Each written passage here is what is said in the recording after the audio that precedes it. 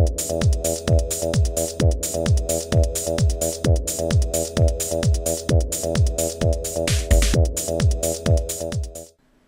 everyone, today I'd like to take a casual peek into the Hero Factory Jetbug Constructible Figure Set by LEGO. This set is part of the second series of the Hero Factory line and was first released at the end of 2010. I got this set in 2011 at a Target, most likely. I can't remember for sure, but I did pay about $12.99 for this set. This set is numbered 2193 and contains 63 pieces. And Jetbug is one of the villains from the Hero Factory line here. And you can see Jetbug here flying the unfriendly skies. And on the back, you have here two sets, one of Jetbug and the other one of Furno. And they're duking it out there. And there's also a description of Jetbug shooter there. Pretty cool. Now we'll be right back and have the contents of Jetbug out of the box. Alright, we have the contents of Jetbug out of the box, and as you can see here, it comes with a few bags, a manual, and a frame here. And first up, we'll take a look at the assembly manual. And this one here of Jetbug, and it has of course the back of the box of Jetbug fighting Furno there. And this manual has about, let's see here, 23 pages of instruction on how to assemble Jetbug. And we have a parts list here, and an advertisement for Hero Factory. Pretty cool. Oh, and it shows the names of the newer heroes of Nex and who else here? Evo on there. So that's kind of cool. And we got some what looks like screenshots of Hero Factory online. And an advertisement for Hero Recon Team, and some more sets from Hero Factory from the second series. And we have here looks like a club for LEGO Club, and looks like a survey on the back. Pretty cool. Next thing we'll take a look at is the frame. It's pretty much a basic frame for Hero Factory, at least for the second series. And you can see the additional ball joints here at the shoulder area, and one at the midsection here. Pretty cool. Let's go ahead and take a look at the contents of this big bag here. Got nice nice parts on here. A total of 63 pieces for this set.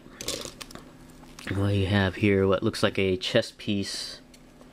A nice, not pure yellow, almost an orangey yellow color. I'm not sure if it's showing up on the video as that. But in person it looks more a blend of orange and yellow, so that's kind of cool. We have a piece here. It looks like what looks like Jetbug's head, or at least part of his head. Pretty neat.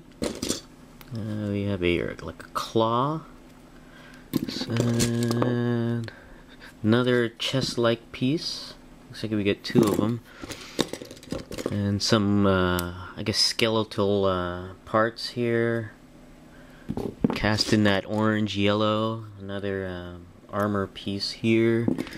Nice translucent orange armor piece. Pretty cool. And we have a translucent armor piece, a chest like piece. Very cool. Very cool pieces to this set. We have here some claws, and part of the shooter here. Nice weapon attachment, it looks like. Another armor piece here. This is a different piece I'm not familiar with, but it's still pretty cool. And basically the rest are like skeletal limb attachments on here. Pretty neat. And here's the actual projectile. Nice swirly color. And then we have this smaller bag of parts here that are attachments that go onto Jetbug. So we'll be right back and have Jetbug put together. Alright, we have Jetbug here put together, and this is a fairly nice villain for the 2.0 series of Hero Factory. In fact, it's just a nice Hero Factory figure in general. And it's got lots of neat items. There are some issues with it, and we'll get into that as we get to them. And first, let's go ahead and take a look at Jetbug in more detail. And I guess, like his namesake, he is supposed to be bug-like or insectoid in design. But other than his head, really, there isn't much insectoid sculpt or design to the figure. It's just really on the head itself, and you can see right away here he's got pincers for his I guess attack feature, his melee attack feature. I guess he can bite and stab you with his pincers there, but they don't move, unfortunately. It would have been nice if they actually swiveled in and out, but they don't, unfortunately.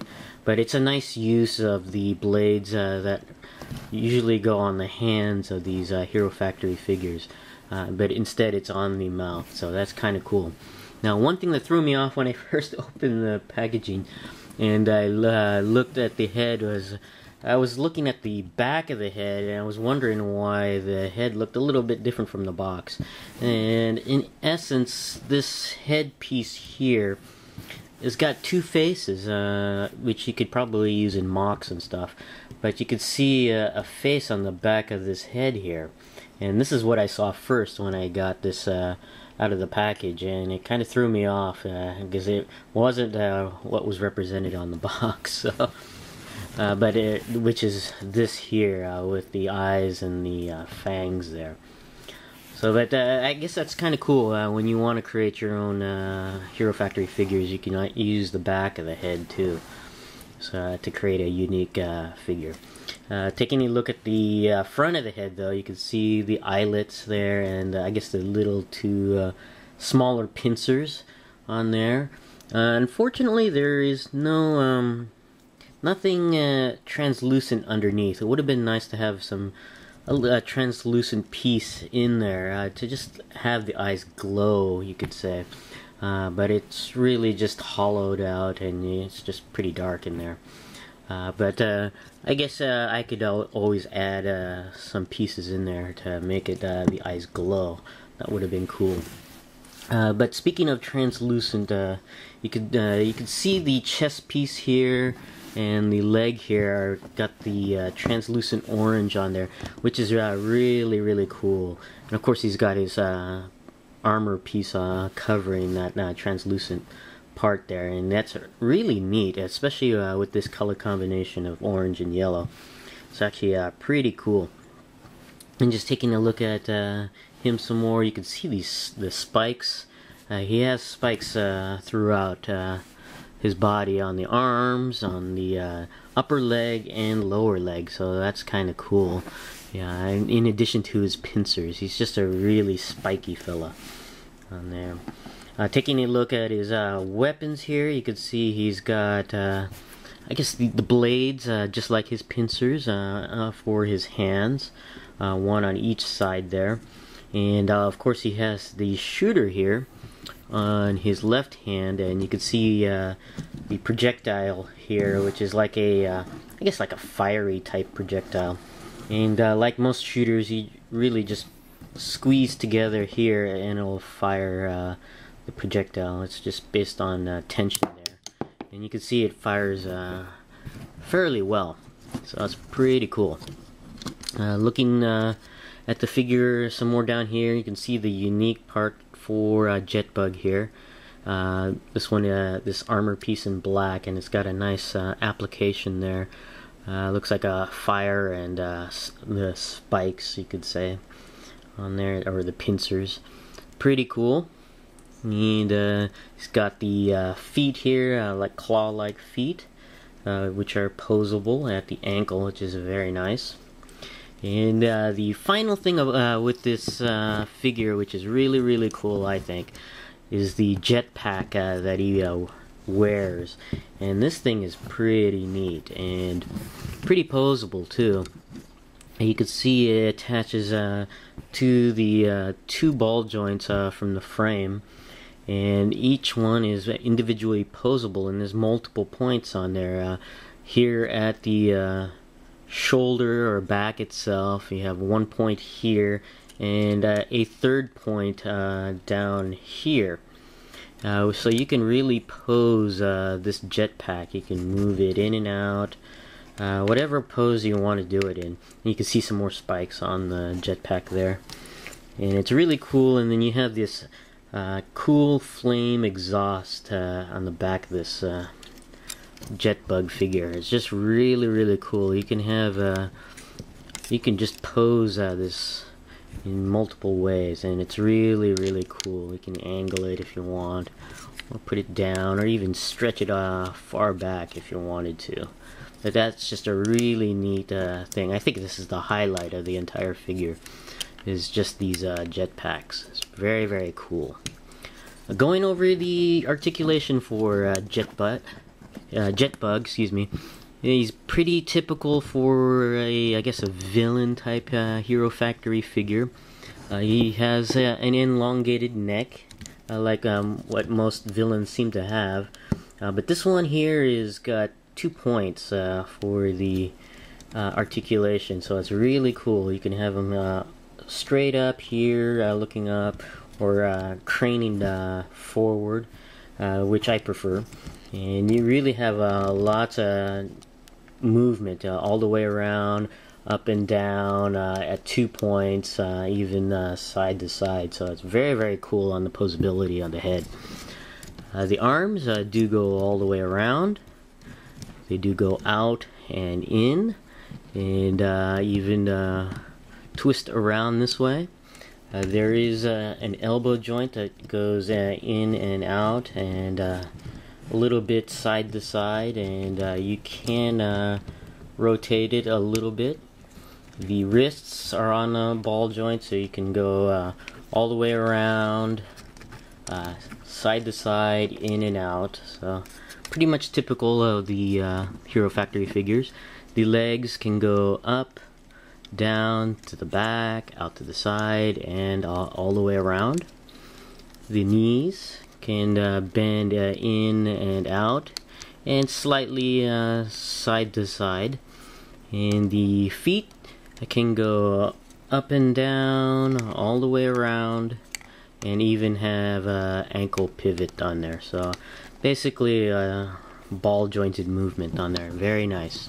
Overall, I think it's one of the better villains from Series 2, and one of the better villains I have so far out of the package. And I think it's a really cool figure. Just some minor quibbles with the head, or at least the eye area, I should say, and the pincers where they don't pose. But overall, I think it's a great villain figure. I really do like it, and I think it's pretty cool.